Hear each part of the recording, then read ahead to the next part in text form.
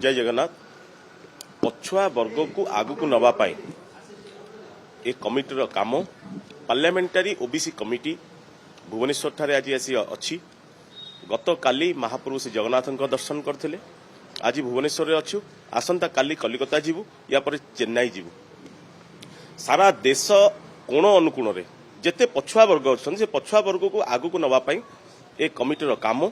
से आज UCO bank ठू आरंभ करी आपणकर विभिन्न सरकारी संस्था को ये डका पाखरे जो माने एम्प्लॉई अच्छा जो ओबीसी लोक मैंने अच्छा वेलफेयर से कौन कर कथा को केमी से बुझुंट से गुड़ा सब बुझुचु आउ जो कथा आप कहते सामाजिक न्याय एवं विजु जनता दल तरफ जो मेमोरांडम दि जाइए से जहाँ कथा थिला से माने चेयरमैन को पाखरे उपस्थापन करथिले मु कमिटी अच्छी मुझे उपस्थित थी तेणु स्वाभाविक भावे समस्तंकर कर्तव्य रही दायित्व रही पछुआ वर्ग को आगु को नवापाई जहाँ आवश्यकता तेणु चेयरमैन सब कथा शुणी आगामी दिन में पछुआ वर्ग को आगु को बढ़ाई